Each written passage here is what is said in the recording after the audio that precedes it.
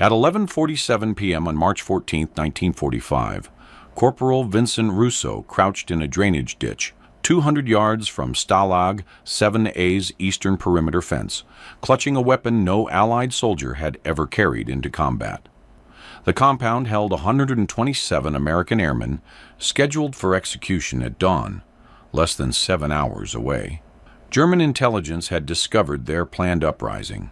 In the next 90 minutes, Russo would use a homemade incendiary bow to eliminate 9 guards, breach 2 fences, and lead the largest prisoner escape of the European theater. His success would come from a skill learned in his father's Pittsburgh forge, a weapon mocked by every officer who saw it, and a willingness to bet his life on physics most men didn't understand. The guards patrolling Stalag 7A's kill zone had no reason to watch the drainage ditch. They'd swept it twice that evening. Their searchlights cut patterns across frozen Bavarian mud, illuminating wire, guard towers, and the 40-foot death strip between perimeters. Inside the compound, 127 men waited in Barracks 9, knowing the SS execution squad would arrive with morning light. None of them knew Corporal Vincent Russo was 200 yards away, testing the draw weight on a weapon that shouldn't exist. Vincent Russo grew up in Pittsburgh's Lawrenceville neighborhood, where his father operated a small metalworking shop on Butler Street. From age 12, Vincent worked the forge after school, learning to judge steel temperature by color, to shape metal with hammer precision, to understand how heat changed everything it touched. His father specialized in custom tools, items other shops couldn't or wouldn't make. "Someone needs it. We figure out how to build it," the old man would say, wiping soot from his forearms. Vincent learned that creativity mattered more than convention, that the right tool for an impossible job might not exist yet. The shop handled industrial contracts during the Depression. Vincent became expert at working spring steel, understanding tension and compression, calculating stress points. He built specialized clamps for the steel mills, custom brackets for construction crews, replacement parts for machinery nobody manufactured anymore. By 18, he could look at a broken mechanism and reverse engineer something better. His hands carried permanent burn scars from forge work, and his mind carried an intuitive understanding of materials under stress. He enlisted in January 1943, 2 months after his 20th birthday. The recruiter asked about his metalworking experience. "We need mechanics," the man said. Vincent shook his head. "Infantry," he said. "I want to fight." The recruiter shrugged and stamped the papers. Vincent left Pittsburgh in February, reported to Camp Wheeler in Georgia, and discovered Army training focused on standard weapons and standard tactics. Nothing about innovation, nothing about improvisation. Everything by the manual. Training revealed something else. Vincent had exceptional eyesight and steady hands. The range instructor noticed his tight groupings at 300 yards. "You should try for marksman school," the sergeant said. Vincent declined. He'd seen enough specialists get pulled for rear echelon duty. He wanted frontline assignment, wanted to close with the enemy, wanted to prove the forge worker's son could fight. He shipped to Europe in August 1944, assigned to the 45th Infantry Division, pushing through southern France. The combat proved nothing like training. Textbook tactics failed against experienced German defenders. Officers who demanded strict adherence to doctrine got men killed. The soldiers who survived learned to adapt, improvise, think beyond the manual. Vincent watched and learned. The best sergeants encouraged creative problem-solving. The worst ones died following outdated procedures. By March 1945, Vincent's unit fought through southern Germany, liberating concentration camps, securing vital crossroads, pushing toward the Austrian border. On March 12th, his platoon overran a German communications post near Moosburg. Inside, they found classified documents detailing planned executions at Stalag 7A, 127 American airmen, all B-17 and B-24 crew members, all connected to a discovered escape conspiracy. Execution scheduled for March 15 at dawn. Vincent read the list of condemned men. The third name stopped his breathing. Technical Sergeant Peter Caruso, ball turret gunner, Pittsburgh, Pennsylvania. Vincent knew Pete Caruso. They'd grown up 4 blocks apart in Lawrenceville. Pete's father ran the corner grocery.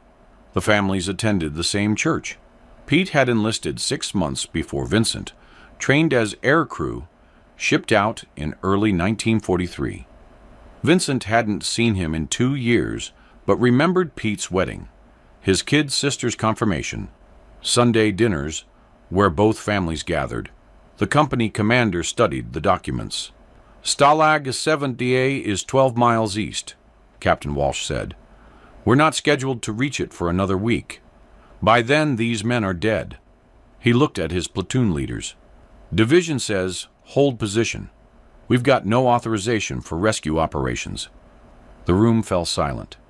12 miles might as well be 1,000.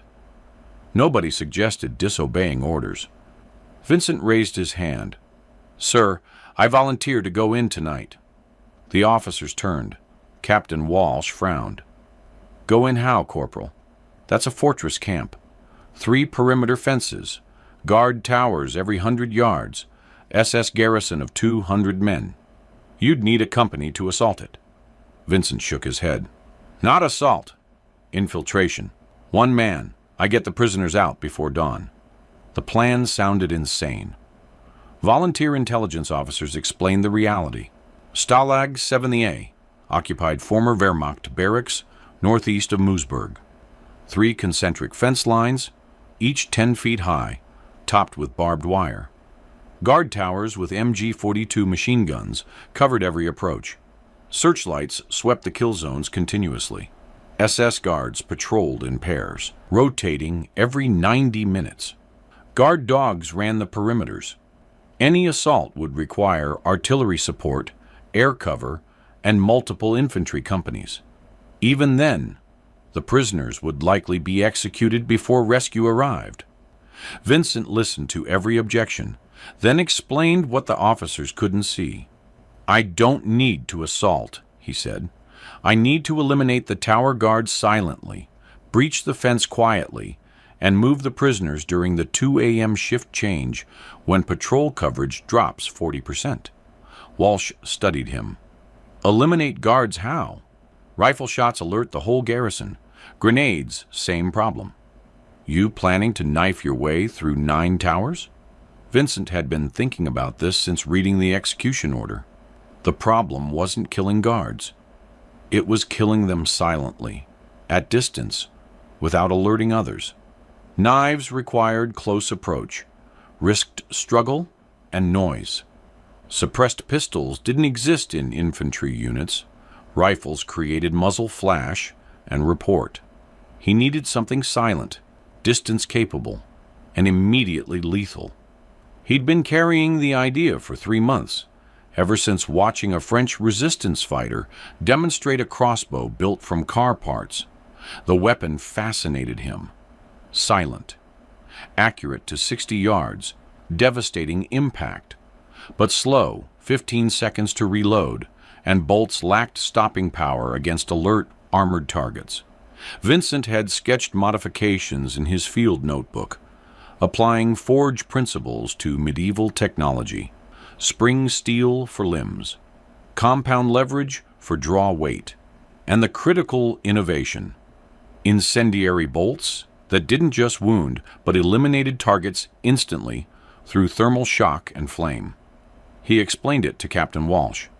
I build a high-powered bow, spring steel limbs, 150-pound draw weight, but instead of regular arrows, I use modified thermite bolts, white phosphorus tips, magnesium shafts, phosphorus-soaked wrapping. Impact triggers ignition. The bolt burns at 4,000 degrees. Guard hit anywhere on the torso, dies in 3 seconds. No scream. Throat burns instantly. No alarm. Target drops before reacting. Silent. Distance capable. Immediately lethal. The officer stared. Walsh broke the silence. That's insane. Vincent nodded. Yes, sir. But it works. I tested the concept in France using German stick grenade components. Burns hot enough to melt steel. I just need 6 hours to build the delivery system.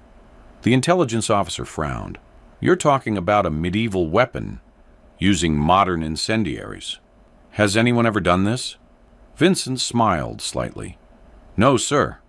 That's why they won't expect it. The room erupted in objections. Engineering officer said the physics were impossible.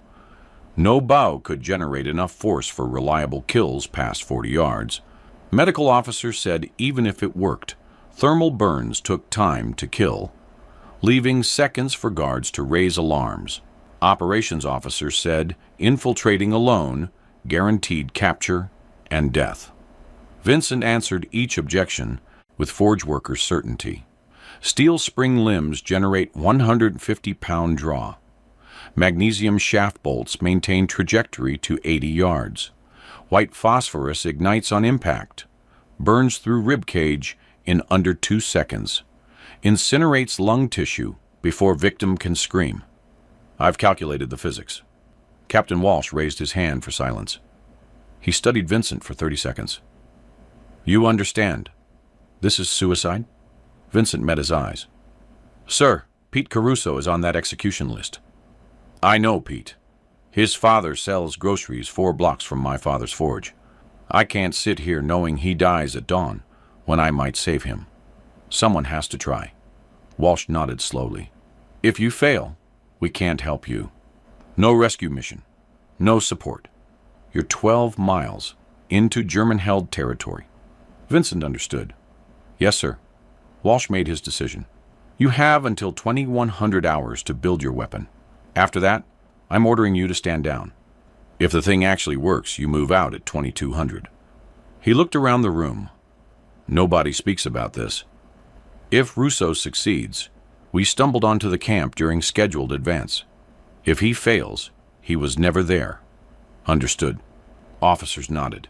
Vincent saluted and left to begin work. He commandeered the forge in Moosburg's abandoned metalworking district. The shop still had coal, basic tools, and enough salvaged steel for his purpose. He started with the bow limbs, 2 pieces of leaf spring steel from a destroyed German truck, each 30 inches long. He heated them to cherry red, shaped them into recurve profiles, then quenched them for maximum spring tension. The limbs needed to generate 150 pounds of draw weight while remaining flexible enough to avoid fracture. Next came the riser, the bow's central grip section. He cut it from oak timber, carved channels for the limb attachment points, and reinforced the structure with steel pins. The engineering had to be perfect. Uneven stress distribution would snap the limbs on first draw. He worked from memory and calculation, checking measurements against his field notebook sketches. The string required aircraft cable, thin enough for smooth release, strong enough for repeated draws. He found suitable wire in the communications post wreckage, cut an 8-foot section, and created loops at each end using crimping sleeves. The string's length determined draw length and power storage. Too short risked limb fracture. Too long sacrificed velocity. He calculated based on his 32-inch draw length and the bow's power curve. Building the bolts took longest. He needed 9, 1 per guard tower. He started with curtain rods from abandoned barracks, cut them to 28-inch lengths, and hollowed the rear sections for better flight characteristics. The tips required precision work. He melted down German thermite grenades, mixed the powder with white phosphorus from smoke grenades, and packed the compound into steel caps welded to the bolt tips. Each cap contained enough incendiary material to burn through a human torso in 90 seconds. The ignition mechanism came from rifle primers. He embedded primers in the bolt tips, positioned to strike on impact.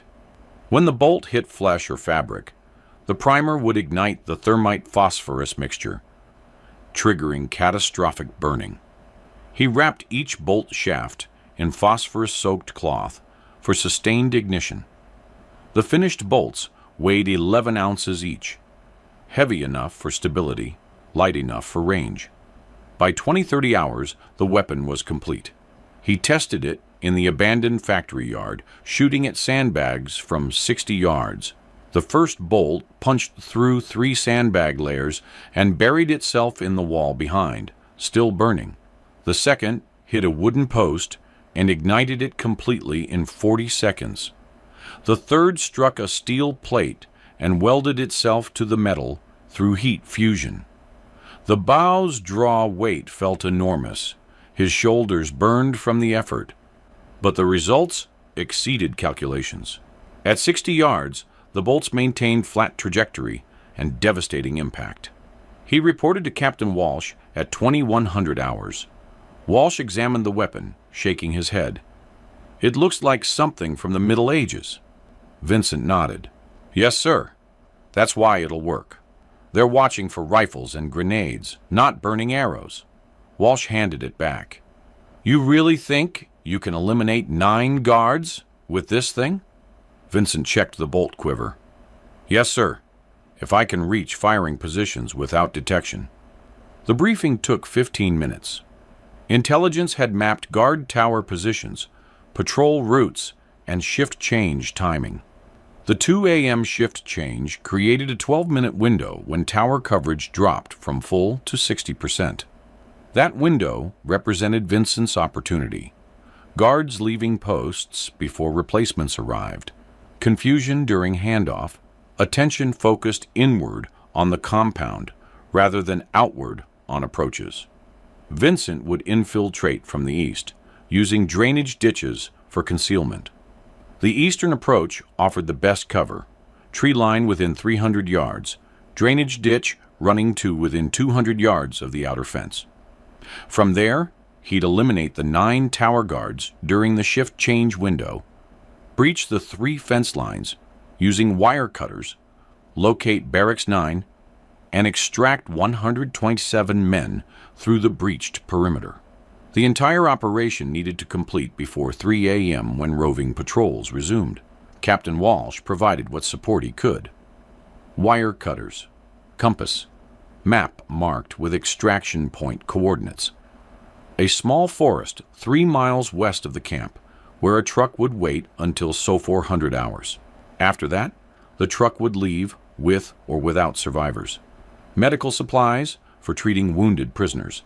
A suppressed .45 pistol for emergencies. "The bow is your primary weapon," Walsh said. "The pistol is for when everything goes to hell." Vincent prepared in silence. He stripped his uniform of rank insignia and unit patches. If captured, he'd claim to be an escaped prisoner, though the bow made that cover story implausible. He wrote no letters. His family would learn his fate when the Army delivered notification. He checked his gear 3 times: bow, 9 bolts, wire cutters, compass, map, pistol, medical pack, canteen. Total weight, 42 pounds. At 2147 hours, he shook hands with Captain Walsh. "Bring them home, Corporal." Vincent nodded. "Yes, sir. See you at the extraction point." He walked into the darkness, moving east toward Stalag 7A. The temperature had dropped to 28 degrees. His breath created small clouds. The bow hung across his back, bolts secured in a canvas quiver. He felt the forge worker's calm, the same focus he'd brought to difficult metal work, the understanding that precision mattered more than speed. The first 2 miles covered open farmland. He moved through plowed fields, using irrigation ditches for concealment when possible. The frozen ground crunched under his boots. He stopped frequently to listen, checking for patrols or guard dogs. The countryside remained quiet except for distant artillery rumble from the front lines to the south. At 22:34 hours, he reached the tree line 300 yards from Stalag 7A. The camp spread before him, 3 fence perimeters, illuminated by searchlights. 9 guard towers spaced evenly around the circumference. Low barracks buildings inside the inner compound. He counted patrol movements, timing the guard rotations. Intelligence had been accurate. Pairs of guards walking the perimeter, 90-minute cycles, overlapping coverage designed to prevent blind spots. He worked his way through the trees to the drainage ditch. The ditch ran southeast to northeast, passing within 200 yards of the camp's eastern fence before curving away. He entered the ditch at 22:41 hours and began the slow crawl toward his firing position. The ditch bottom held 3 inches of freezing water. His uniform soaked through immediately. Cold penetrated his core. He ignored it, focusing on movement technique, slow progression, minimal noise, staying below the ditch rim. The crawl took 63 minutes. Every 5 yards, he stopped to listen and observe. Searchlights swept overhead twice. He heard guard dogs barking from the camp, but none approached his position. At 23:44 hours, he reached the position he'd selected from the map. A slight bend in the ditch, offering clear sight lines to 3 eastern guard towers. He checked his watch. 23:44 hours. 16 minutes until shift change. He arranged his equipment carefully. 9 bolts laid out in firing order, bows strung and tested, wire cutters positioned for quick access. His hands shook from cold. He forced blood flow back into his fingers, flexing them until sensation returned. The bow required full strength to draw. Numb fingers meant missed shots. Missed shots meant death. At 23:58 hours, movement inside the camp increased. Guards began congregating near the main gate. Shift change preparation. Vincent notched his first bolt and drew the bow. The Z 150-pound draw weight engaged every muscle in his shoulders and back. He held the draw, aiming at Tower 3, the nearest eastern tower, 61 yards distant. The guard stood in profile, illuminated by the tower's work light, smoking a cigarette. Vincent compensated for windage and the bolt's slight drop. He released at 01 hours. The bolt flew in silence. It struck the guard in the upper chest, punching through uniform and ribcage. The thermite tip ignited on impact. White-hot flame erupted from the entry wound, incinerating lung tissue and creating thermal shock. The guard opened his mouth to scream, but flames had already destroyed his vocal cords. He collapsed backward, body burning at 4,000 degrees. The tower's wooden platform began smoldering. The guard never made a sound beyond the soft thud of his body hitting the platform. Vincent notched his second bolt. Tower 5, 74 yards northeast. The guard had noticed smoke from Tower 3 and was turning to investigate. Vincent drew and released in 4 seconds. The bolt caught the guard in the side as he turned. Impact, ignition, thermal destruction. The guard fell forward, flames consuming his uniform and flesh. His rifle clattered against the tower railing but didn't fall. Vincent watched for reaction from other towers. None came. The third bolt targeted Tower 7, 81 yards, maximum range for reliable accuracy. The guard stood at attention, scanning the outer perimeter. Vincent compensated for distance drop, aiming 18 inches high. He released. The bolt arced slightly, dropped, and struck the guard in the lower abdomen. Not an ideal hit. The guard looked down at the burning bolt, protruding from his stomach. He grabbed it, trying to pull it free. The phosphorus coating ignited his hands. Flames spread up his arms to his face. He stumbled backward and fell from the tower platform, hitting the ground inside the fence perimeter. The 20-foot fall killed him before the burns could. 3 guards down. 6 remaining. Vincent relocated 30 yards along the ditch, seeking better angles on the northern towers. He moved in absolute silence, keeping below the ditch rim. At his new position, he had clear shots at towers 1, 2, 4, and 6. He checked his watch. 09 hours. Shift change in progress. New guards would reach the towers in approximately 8 minutes. He needed to work faster. Tower 1 guard, 68 yards. Draw, compensate, release. Bolt struck the guard's throat. Thermite ignited, burning through the carotid artery and esophagus. The guard's head tilted backward as flames consumed his airway. He died in silence, collapsing against the tower railing. Tower 2 guard, 79 yards, partially obscured by the tower's corner post.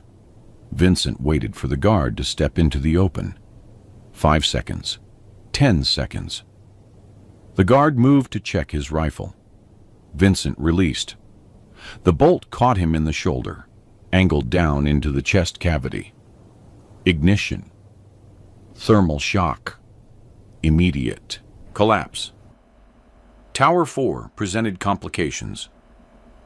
2 guards stood on the platform, the departing guard and his replacement, talking during handoff. Vincent needed to eliminate both before either could react. He drew his 5th bolt, aimed at the nearer guard, and released. The bolt struck center mass. Flames erupted.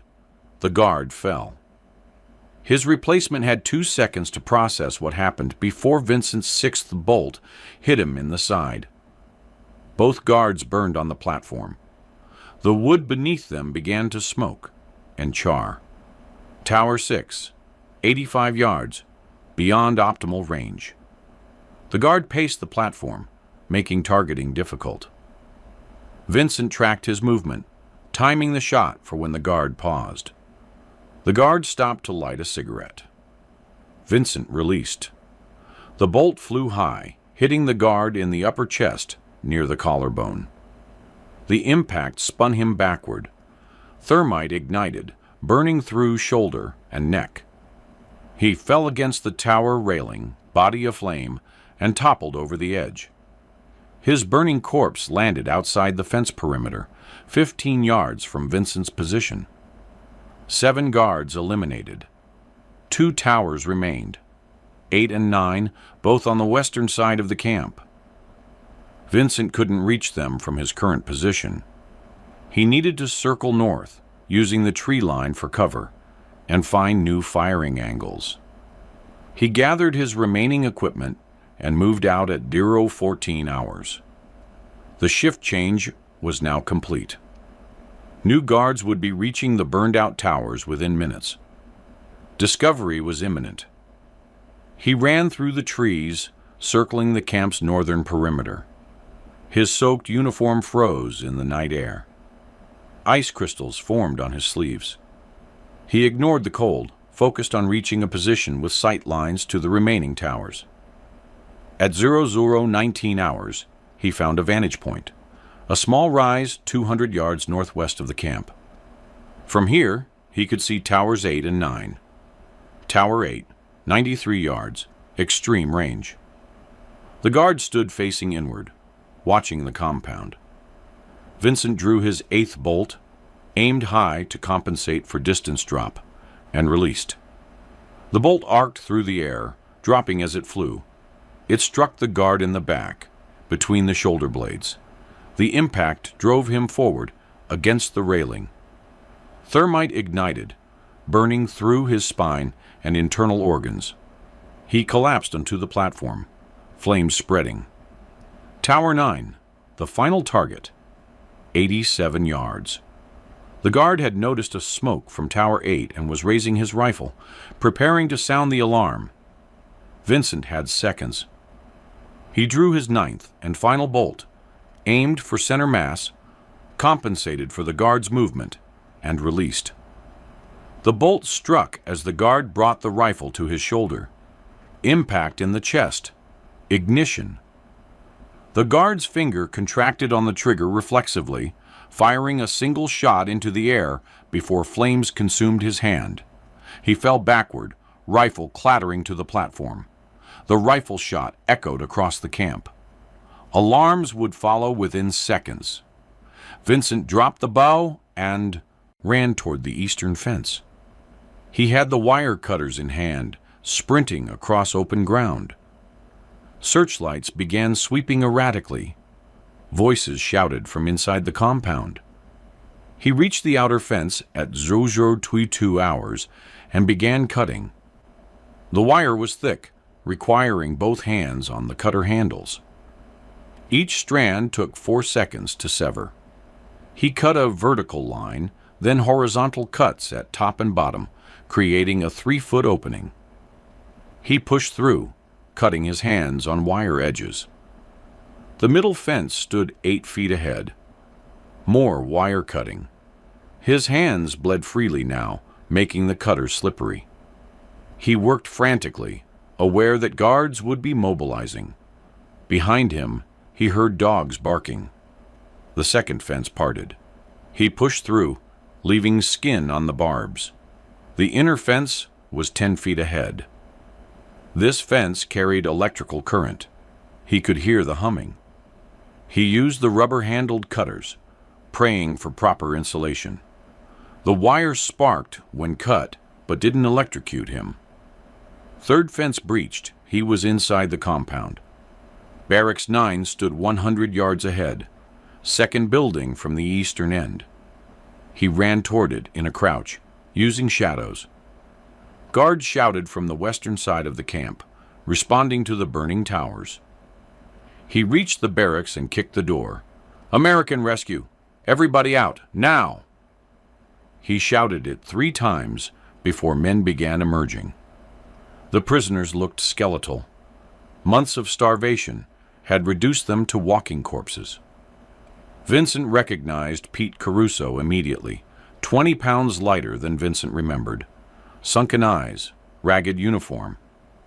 "Pete, it's Vinnie Russo from Pittsburgh." Pete stared, processing. "Russo? What the hell?" Vincent grabbed his shoulder. 127 men sentenced to execution at dawn. I'm getting you out. Everyone who can walk, move toward the eastern fence now. Support the wounded. We have 8 minutes. The prisoners moved with desperate urgency. Some could barely stand. Others carried their weaker friends.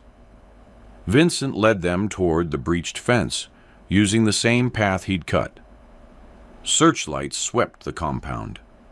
Guard units were converging on the burning towers. Vincent counted men as they passed through the fence. 50, 75, 100. Pete Caruso brought up the rear, supporting a pilot with a broken leg. "Keep moving!" Vincent shouted. 3 miles west to extraction point. They cleared all 3 fences by 0031 hours. 127 men, now outside the wire, moving west across open farmland.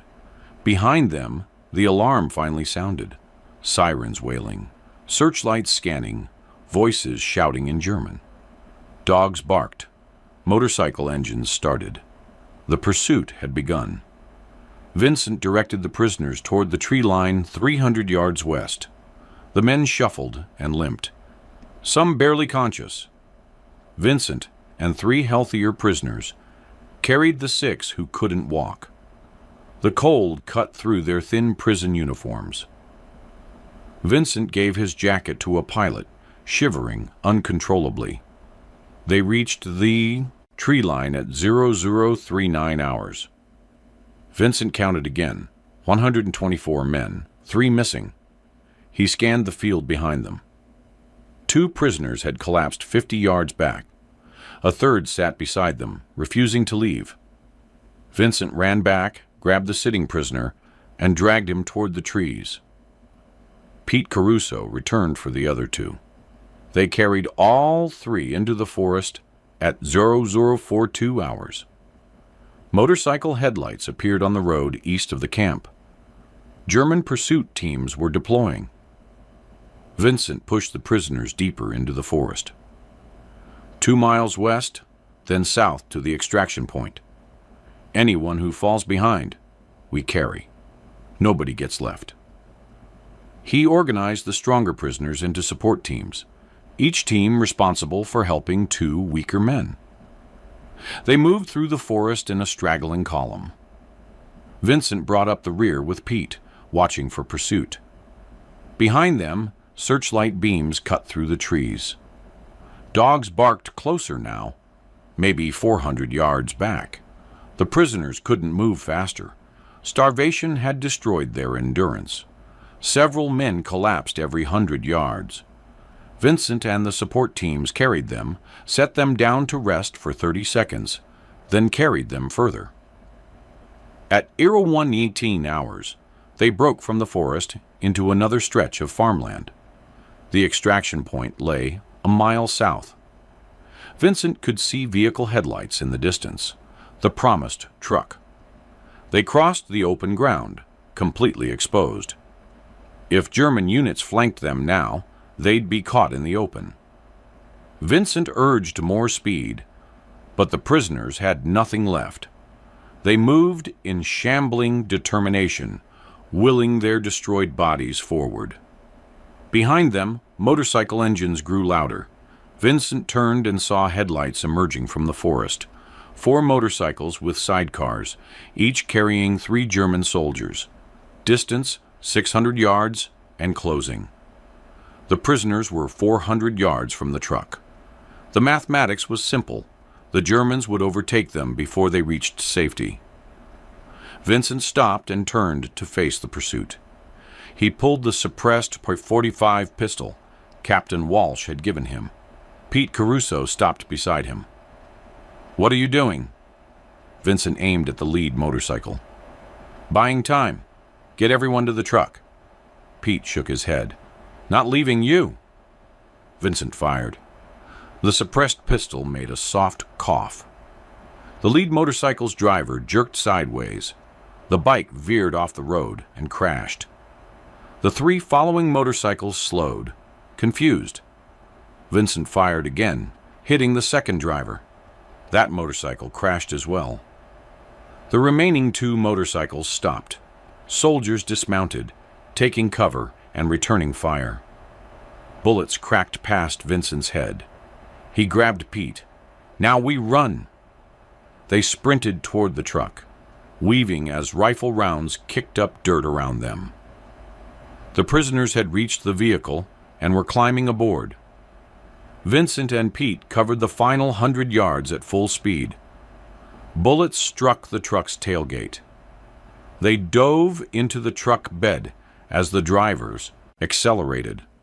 The truck lurched forward, engine straining under the weight of 127 emaciated men. German rifles continued firing. A bullet shattered the truck's rear window.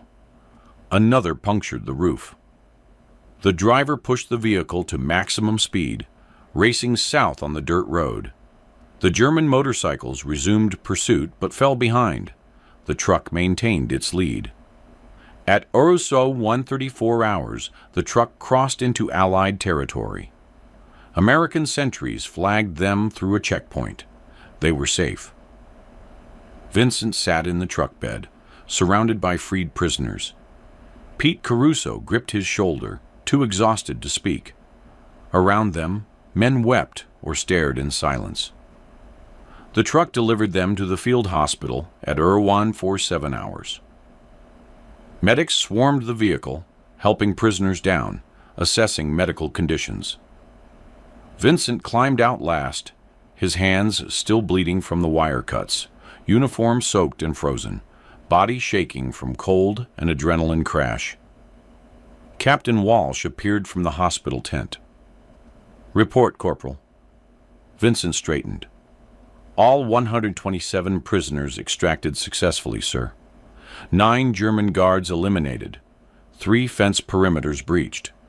Pursuit encountered during extraction. 2 enemy motorcycles disabled. No Allied casualties." Walsh nodded slowly. "The weapon worked." Vincent thought of the burning guards, the silent kills, the medieval technology applied to modern warfare. "Yes, sir. it worked. The debriefing lasted 3 hours. Intelligence officers recorded every detail: guard positions, tower spacing, patrol timing, fence construction, prisoner condition. They examined Vincent's hands, documenting the wire cuts. They collected the suppressed pistol.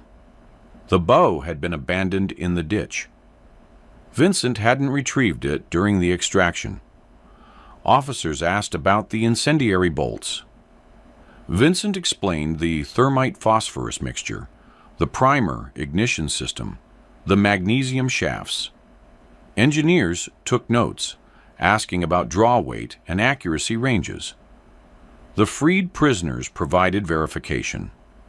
27 men gave written statements describing the rescue. Technical Sergeant Peter Caruso testified in detail. Corporal Russo breached 3 fences alone, entered a fortified enemy camp, and led 127 condemned men to safety. He eliminated guard resistance using a weapon he designed and built himself. He carried wounded prisoners under enemy fire. Without his actions, all 127 of us would have been executed at dawn. Medical examination of the prisoners revealed severe malnutrition, multiple cases of dysentery, broken bones improperly healed, and infections from untreated wounds. Doctors estimated that without immediate rescue, the execution schedule would have killed men already too weak to survive. Vincent's timing, arriving 8 hours before the scheduled execution, represented the difference between mass death and survival. The Army recommended Vincent for the Medal of Honor. Captain Walsh filed the initial paperwork on March 16th, citing extraordinary valor, initiative, and life-saving action against overwhelming odds. The recommendation included witness statements, after-action reports, and medical documentation of the prisoner's condition. Division Command endorsed it. Corps Command endorsed it. The paperwork moved through channels. In May 1945, the recommendation was downgraded to the Distinguished Service Cross. The official explanation cited insufficient documentation of enemy resistance.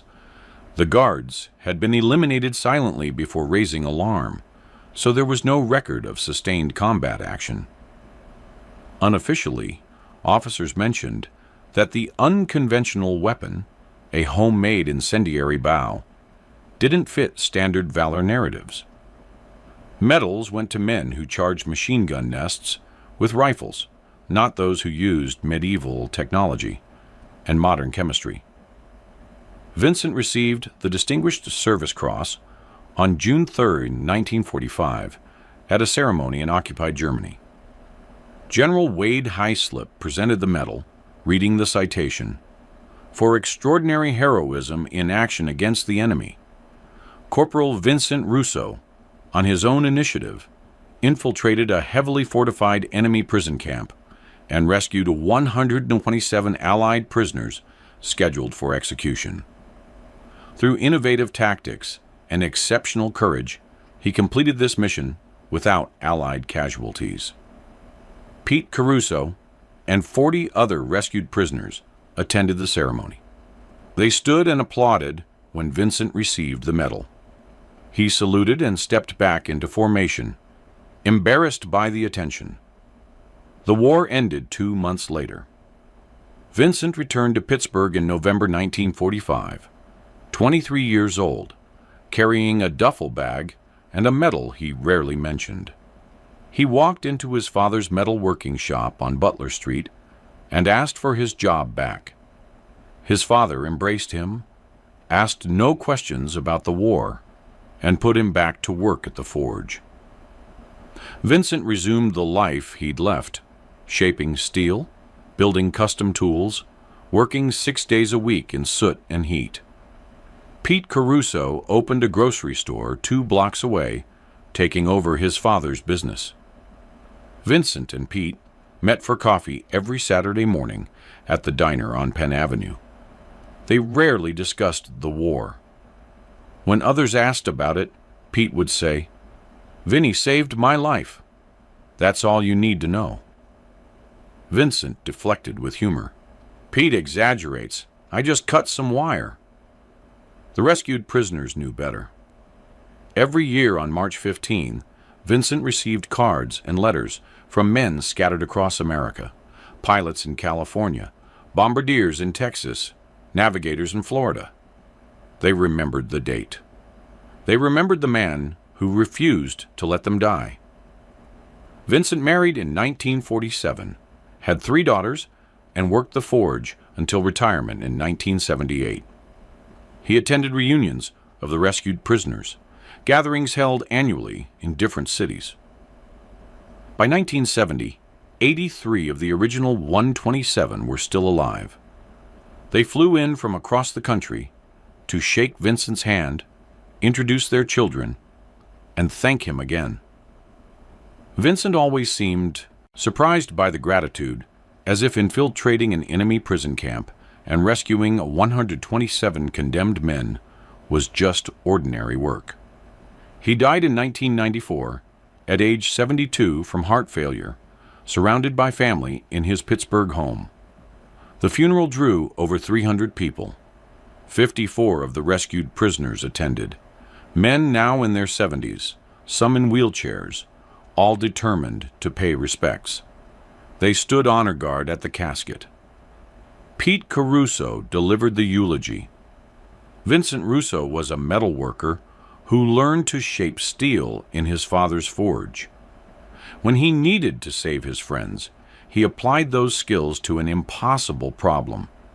He built a weapon that shouldn't work, infiltrated a fortress that couldn't be breached, and brought home men everyone else had written off as dead.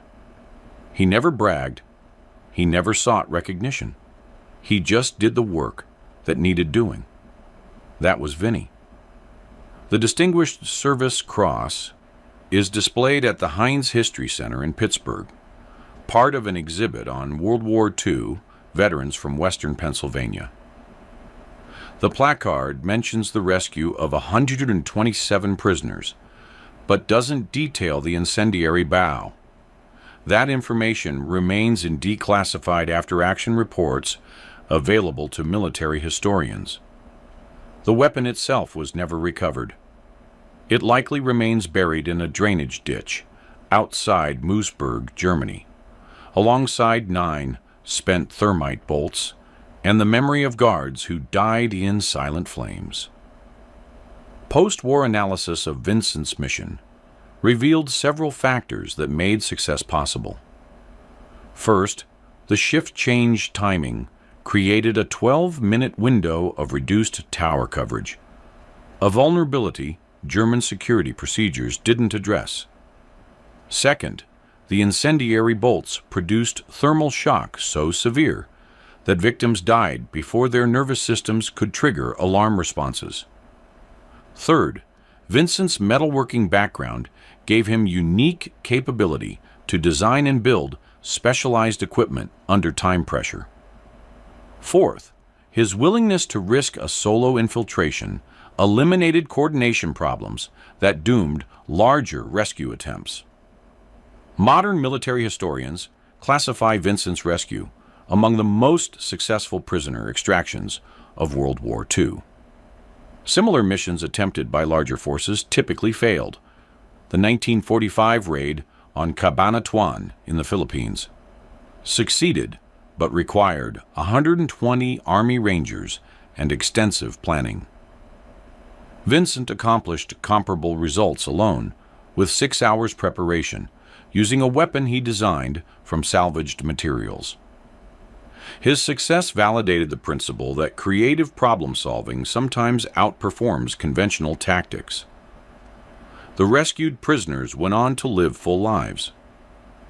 Technical Sergeant Peter Caruso operated his grocery store for 42 years, raised 5 children, and died in 2001, at age 81.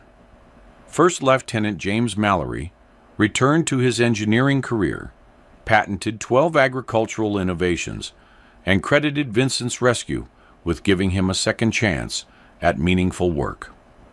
Captain Robert Finch became a high school teacher, influencing thousands of students, and always began each school year by telling his students about the metal worker who refused to abandon condemned men.